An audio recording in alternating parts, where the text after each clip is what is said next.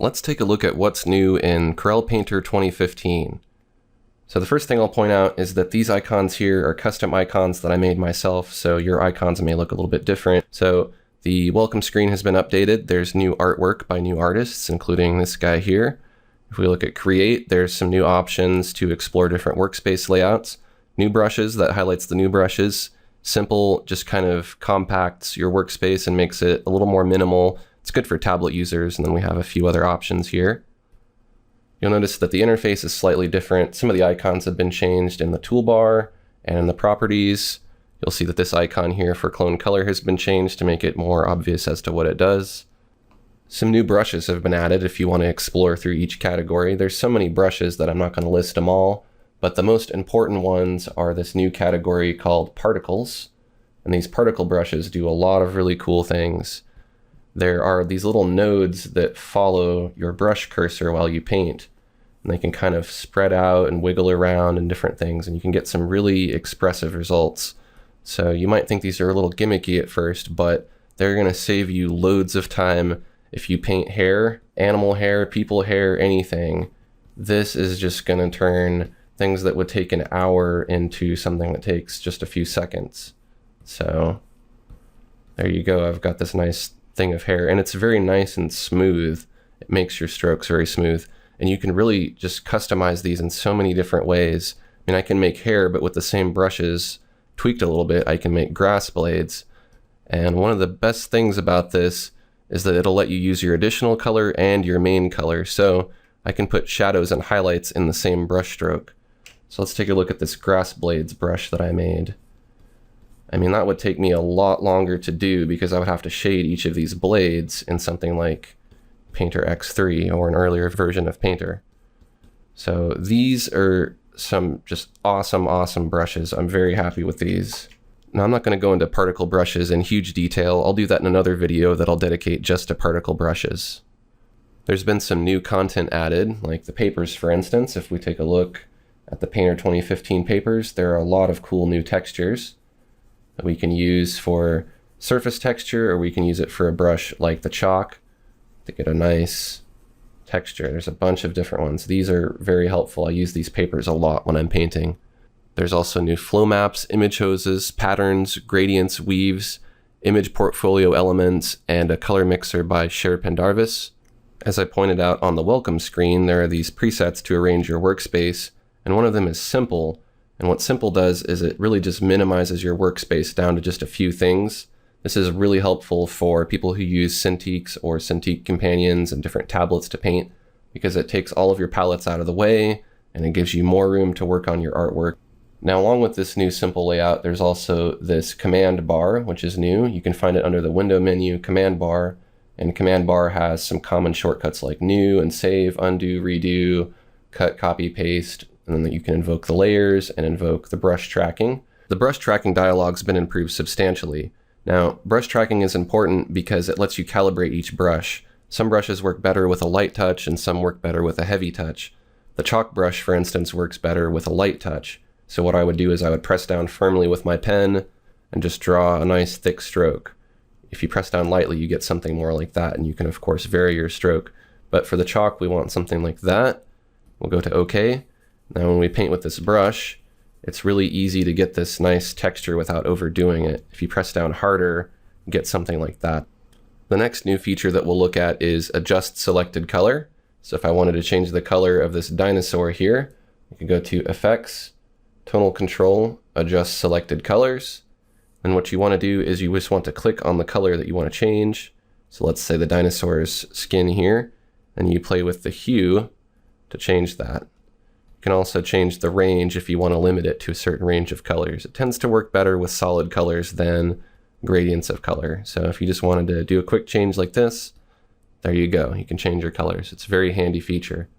The next new feature we'll look at is jitter smoothing.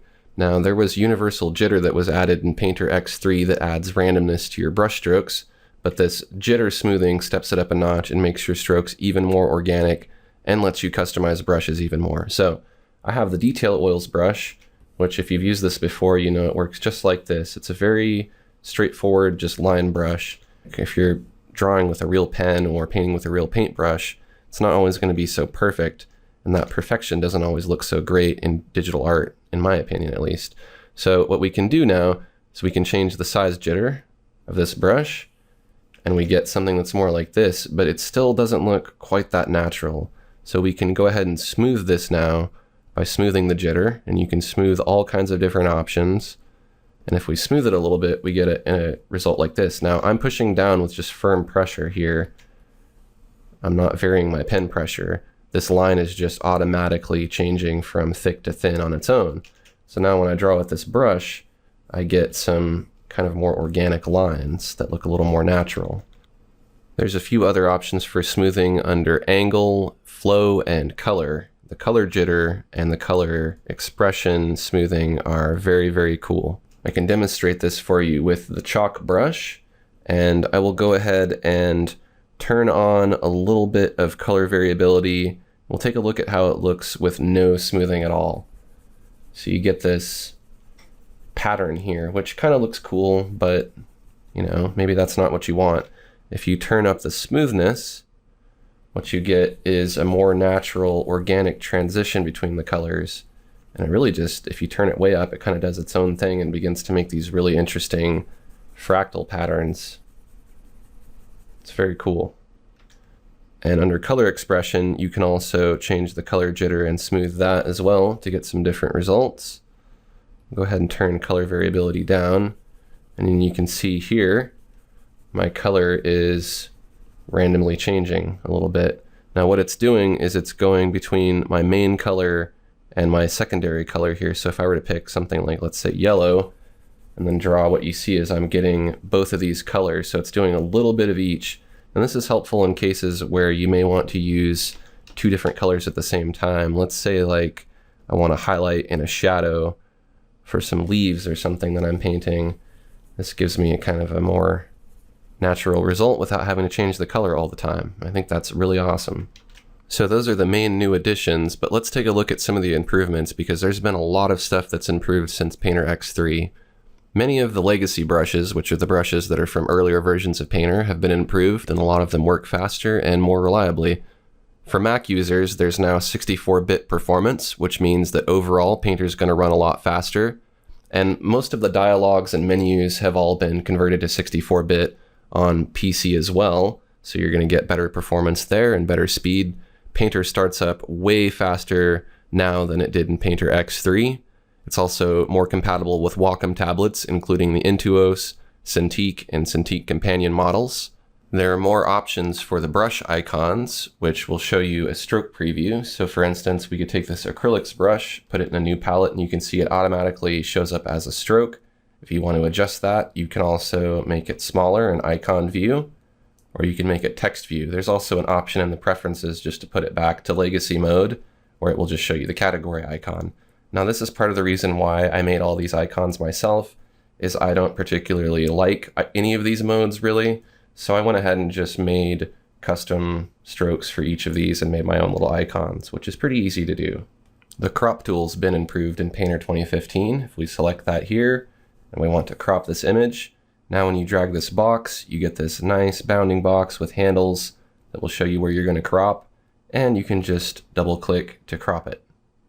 The virtual grid has been improved. We can get to that through Canvas, Virtual Grid, Show Virtual Grid. And rather than only being able to just use these squares here, you can now go to Canvas, Virtual Grid options. And if you want just vertical lines or a dot grid, horizontal lines, you have a lot of options here.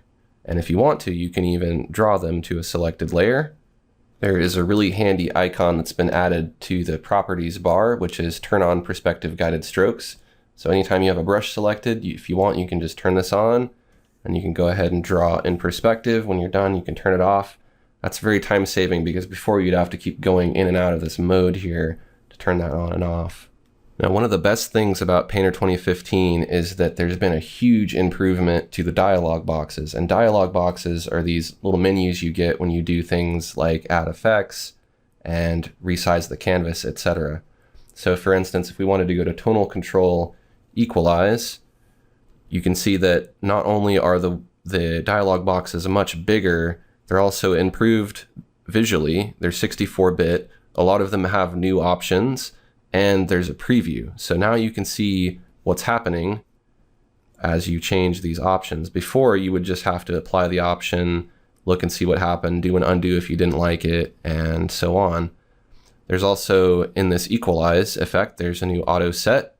And equalize is really good to balance out the light and dark automatically in your image. So if you're having trouble and your image is too dark, you can go and click auto set, and if you want to refine these options, you can. But best of all, there's that preview, so you can see a before and after if you want to really mess with it and get it looking right. Now this is awesome because now you can really use all these effects. Before, the effects were there and they were cool, but because you were kind of working with them blindly, they didn't get used as much, at least for me. These live previews are especially useful when we're using surface texture. So for instance, if I go to surface control, apply surface texture, now I can see immediately what I'm going to get when I add this texture. And best of all, look, there's a little paper swatch here, so you don't have to go all the way back out, change your paper, and go all the way back to the effect. It's right here. So now if you want to change your paper to something else, there you go. This is really, really time saving.